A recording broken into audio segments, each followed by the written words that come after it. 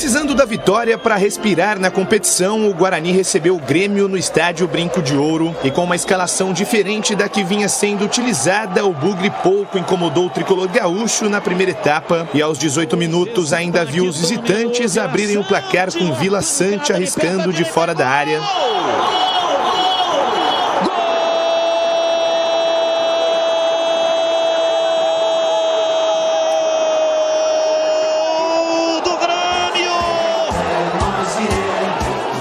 Também de longa distância, Biel só não ampliou porque Kozlinski fez bela defesa. A principal oportunidade do Guarani no primeiro tempo foi em cobrança de falta. Derlan cabeceou no alto e Breno salvou os visitantes. Mesmo sem nenhuma alteração no intervalo, o Bugre voltou disposto a empatar a partida. Persson, de fora da área, também parou em boa defesa de Breno. Mas aos 29 minutos, em bola lançada para o ataque gremista, Biel aproveitou o ótimo passe de Guilherme e chutou rasteiro para ampliar no Brinco de Ouro.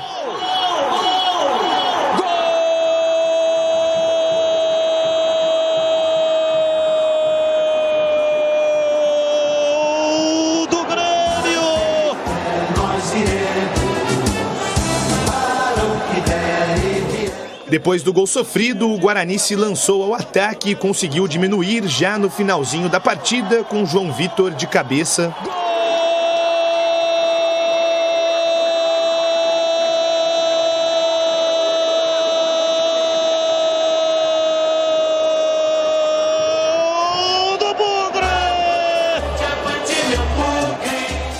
Mas depois do gol não teve tempo para mais nada. Final de jogo em Campinas e mais uma derrota do Alviverde dentro do Brinco de Ouro.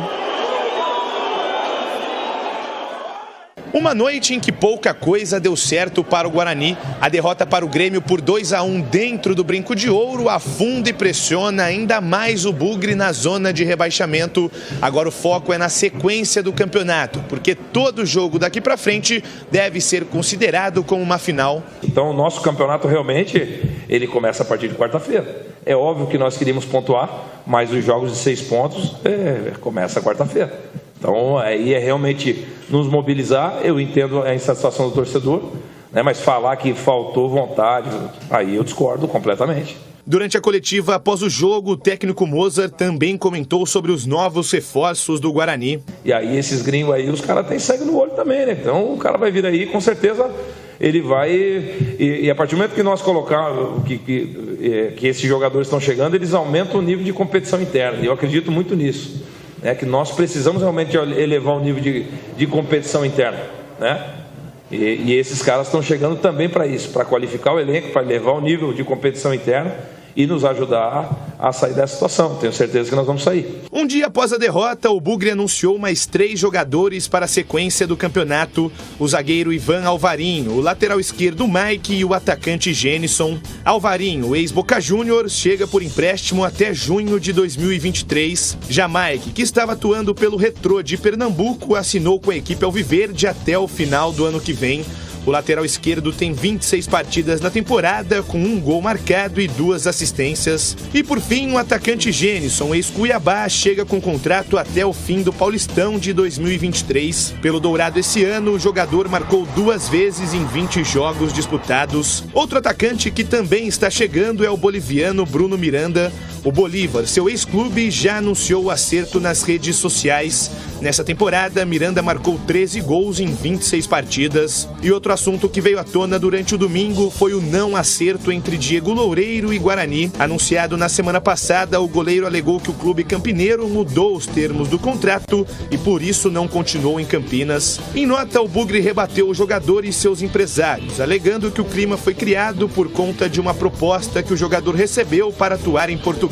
Com isso, o Guarani segue com Kozlinski, Arthur Gazzi e Lucas Cardoso para a posição. Batida do Diogo Matheus. Mas se o Diogo Matheus é o cara que cobra melhor os escanteios... 3 bateram do lado direito, ele mais 2. Por que troca o cobrador de escanteio, pô? Ficou a impressão que tá batendo quem tá mais próximo. Isso aí tem que ser treinado, ó, bem treinado aí, ó. E o João Vitor subiu quanto lá, CH? 18 metros? 18 metros e meio. 18,5, eu tava entre 18 e... Subiu muito. Que ele olha, quase que ele bate a cabeça no refletor. Quase que ele bate a cabeça. Subiu muito também. Era a lua quarto crescente. Se fosse lua cheia, ele tinha batido. Na lua. Cabeçada de manual. Manual, letal. Virou o pescoço no ar. Ó. Perfeito, olha lá. Fatal.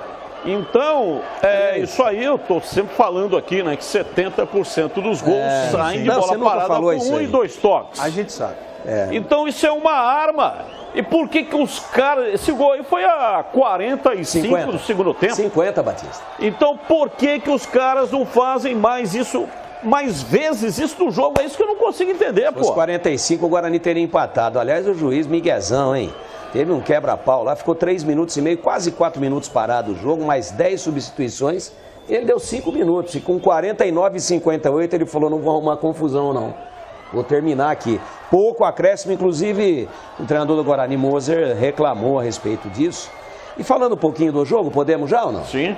Então vamos lá, o Guarani continua através do seu treinador, o Moser, que é um cara extremamente bem intencionado, trabalhador, a gente já sabe disso, que ele tem um volume de trabalho grande, chega cedo, é o último a ir embora, mas ele tem algumas teimosias que ele pode rever. É inteligente, é um cara que está aí ainda amadurecendo como treinador, muito jovem, ele pode crescer. Então, Moser, o 4-3-3 que você iniciou e terminou o jogo com ele, porque as alterações que você fez, elas foram nominais e não táticas, saiu um atacante entre o outro, saiu outro atacante entre o outro, a bola não está chegando, Moser, antes da volta do Giovanni Augusto, a bola não chega com qualidade, você fica com um hiato muito grande, e antes do jogo contra o Sport, né, lá em Recife, uma outra derrota do Guarani, eu tive a oportunidade de dizer isso. Pô, é hora de agrupar no meio, de congestionar o meio, de ficar um pouco mais com essa bola, de diminuir o raio de ação, mudando para um 4-4-2, botando um pouco mais de pegada, um pouco mais de marcação no meio-campo. Não, escalou em Recife com o 4-3-3, perdeu. Escalou contra o Grêmio no 4-3-3 e mexeu e deixou no 4-3-3, perdeu. Então, Moser, tem hora que é necessário, quando a coisa não está dando certo, é necessário mudar a estratégia. E treinador de futebol não tem muita estratégia, além da questão emocional, que é muito importante, do discurso, de tentar passar confiança para os jogadores. Além disso, a grande estratégia é a tática, né? É a configuração, é a organização do time dentro de campo. E está na hora de mudar, mas já passou da hora, principalmente porque hoje você não tem um meia especialista.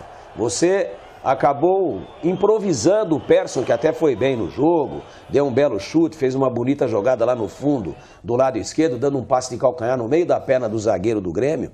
Poderia ter saído o gol, não fosse a imperícia, né, do Nicolas Careca. Agora, Batista, só para eu finalizar, o João Vitor nota 10 pelo gol, que subida linda, que cabeçada. Agora aí, ó, é ele que chega no chute do jogador que faz o gol, olha lá. Ele chega e chega um pouco atrasado. E no lance do gol, como é que chama o segundo centroavante do Grêmio lá, César? Elkson. O Elkson recebe a bola de costas para o João Vitor, recebe de costas e sentado faz o passe. Ele protege com o corpo e o João Vitor fica procurando a bola. E deixa a bola passar para o jogador que dá o segundo toque e aí sai o gol. Então, ótima participação do João Vitor ofensivamente e desatento do ponto de vista defensivo nos 2 gols que o Guarani tomou. Só para não passar batido aqui. Eu quero ouvir o CH. Olha, daqui a pouco tem o Kozlinski. Nós temos a imagem do Kozlinski na saída do gramado. Ele bateu boca lá com torcedores. Você vai ver. Pois não, sobre o jogo, CH. Eu quero pontuar 2 coisas antes do jogo. Já passou da hora o presidente... Alô, Ricardo Moisés. Já passou da hora, se é que o senhor fez em algum momento, de o senhor conversar com o Rodrigo Andrade. O Rodrigo Andrade não foi expulso nesse jogo por um detalhezinho. O juizão, que fez um belo de um trabalho, ele contemporizou a situação. Na minha leitura de jogo, o senhor Rodrigo Andrade pediu para ser expulso pelo menos 3 vezes. Pediu na linguagem futebolística. Agora, se ele está com um problema e com algum destempero, alguma coisa que ele não consiga controlar, ele não pode jogar.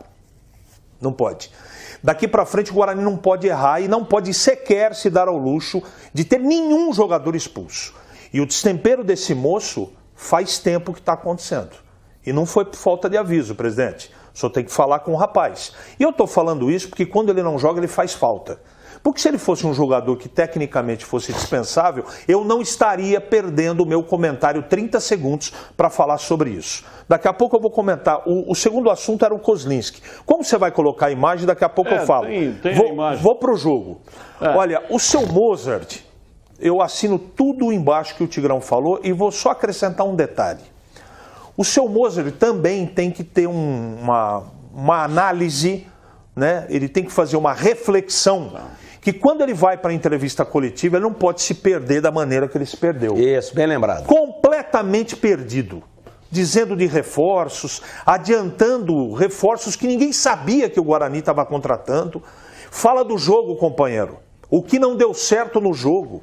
Tudo bem que não teve nenhuma pergunta. Eu, por exemplo, queria entender por que você escalou o time que você escalou. Eu queria entender por que você pôs o Yuri a 12 do segundo tempo e não pôs no intervalo. Por que você insiste em 3 atacantes se você não tem elenco para fazer isso? Quando não tem o Giovanni Augusto, quando você não tem os reforços, não adianta ter conceito. Conceito tem de um monte de coisa. Agora você precisa ter jogador para colocar em prática seu conceito. Então o senhor está equivocado. O senhor é o único culpado? Não. Eu estou sugerindo que o Guarani troque de treinador? Também não. Também não.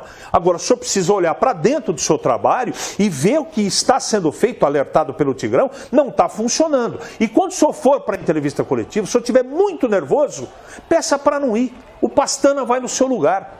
Porque o senhor se perdeu completamente. Eu não tenho tempo para falar de tudo. Mas à tarde, às 5 horas, eu vou pegar peça por peça, detalhe por detalhe, resposta por... Na rádio. 5 horas, para falar exatamente, com riqueza de detalhes, onde o senhor se perdeu. Eu lamento muito porque eu considero o senhor um bom treinador.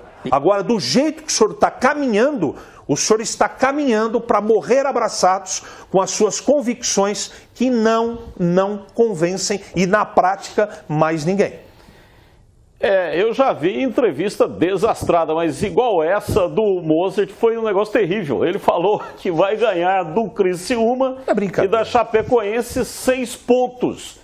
O campeonato vai começar por Guarani na quarta-feira. Aí o pessoal pegou e gravou, né, o vídeo dele falando isso, o pessoal do Criciúma, e colocou nas redes sociais do Criciúma. Olha a guerra que ele arrumou para o jogo de quarta-feira.